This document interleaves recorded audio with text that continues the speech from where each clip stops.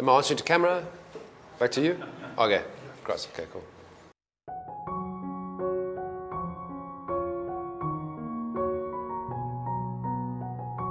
Well, I must confess, myself, my family, we're very much an outdoor family. My wife spent the whole of January in Rishikesh and in the mountains, in the river, in the Ganga. So we are a family that likes to be outdoors, and trekking we live next to a mountain in South Africa, a small mountain, but ocean in front, mountains behind. And if you talk about mountains, Nepal is certainly a place that you want to visit. Well, the first time was when at the under-19, I think it was under-19 World Cup, the Nepal team beat South Africa at an under-19 World Cup. So that opened my eyes, because obviously I'm so accustomed to spending time in India where there's a billion people all playing cricket, facilities are everywhere, and you forget that in a mountain kingdom almost, you know, with a smaller population, there's lesser opportunity.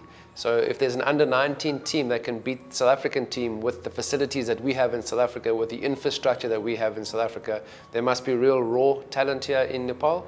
So that was the first time my eyes were kind of awakened to, there's an opportunity one day for me to come and hopefully impart some of the skills and the experience that I have in Nepal. Well, I think if you consider the way that Afghanistan's team has come on, I mean, they're the same thing. They beat one team once and suddenly everyone went, and at under-19 level, who are these guys? Where are they coming from? Where are they playing?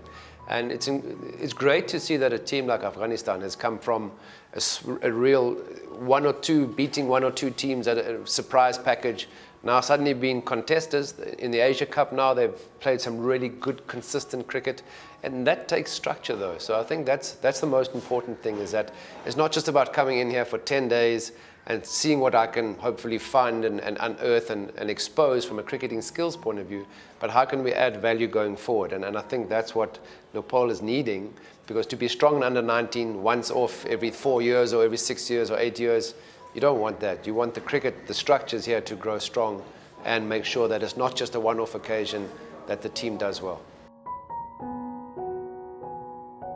Well, as I said, it was when they beat the South African under-19 team, because I know how strong South Africa is in school levels, and I know the structures at their academies.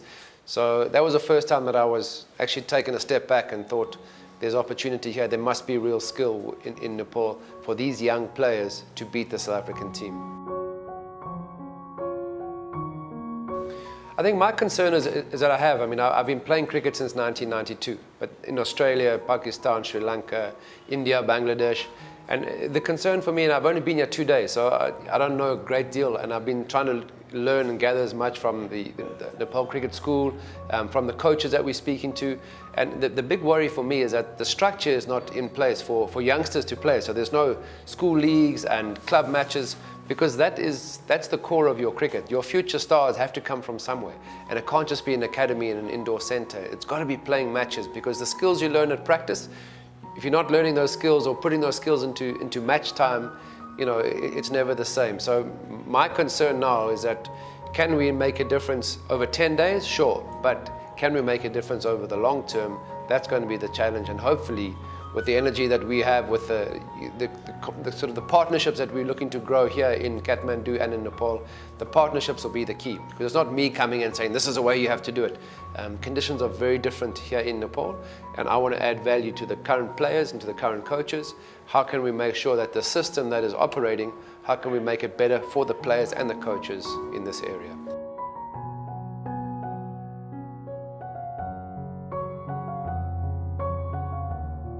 Well, I think and I think Nepal has had a pretty good run under Prabhat Dasanaika. So, you know, they've shown international and again, I don't know enough about cricket in Nepal to know of the coaches. I don't know many of the local coaches. But when you start bringing international experienced coaches and administrators into the game, it makes a really big difference, because if you're giving players structure to work with, it makes a huge difference. Because if you're looking for consistency on the field, they have to have consistency off the field. So to ask the players to come once a year to a trial match or once a year to a tournament, and then you select a team, That's very, very difficult. So I think the difference there now, what you see in Afghanistan, is that there are now structures in place. Even if it's not in Afghanistan, not in Kabul, they're not playing at home half the time. There is a structure. The players know, how do I qualify? How do I get to the next level? And that is so important, because if players are invested in that same consistency that they are experiencing off the field, they can now give that consistency in the performances on the field. And I think that's the difference. We have to find a way here in Nepal that we can provide consistency for the players to know, for me to get from here to there, these are the steps that I need to take, but this is the support that I have to get there. So it's going to be very important. I think the concern is that there's obviously a huge focus in T20. I mean, it's obviously where the game is quite sexy and sponsors get in and the public come down and people want to watch it. But 50-over cricket is ODI status, you know, so there's also got to be focus on 50-over cricket. It can't just be T20. And the concern is that there must be structures in place. So it doesn't have to be day in and day out cricket, but there have to be structures in place that youngsters can identify, this is what's going to take me to the next level. So I'm hopefully in the next 10 days, not just going to impart some cricket skills to the players and the coaches, but also we can sit down with all this, because all of us, whether you're an academy owner, whether you're the government, or whether you're a player or a coach, we're all shareholders in the game. And I think that's the important part, that we want to take this game forward. And it's not one person's job or one organization's job. It's everybody in Nepal has to come together. And that's what we're trying to be, is that sort of catalyst where people can be exposed and excited about the future of cricket in Nepal. For sure. Well, I mean, I flew past all the mountains. I'm hoping to get a little bit closer. But I mean, our main focus is to come and spend as much time with the players. So yeah, culturally, there's some incredible temples to go to. And I like to get on a bike, so possibly if anybody's got a spare infield for me, they can take me out for a day or two. So I'm a little bit crazy. I do ride in India, and having seen the traffic in Kathmandu, it's like being at home. Thank you.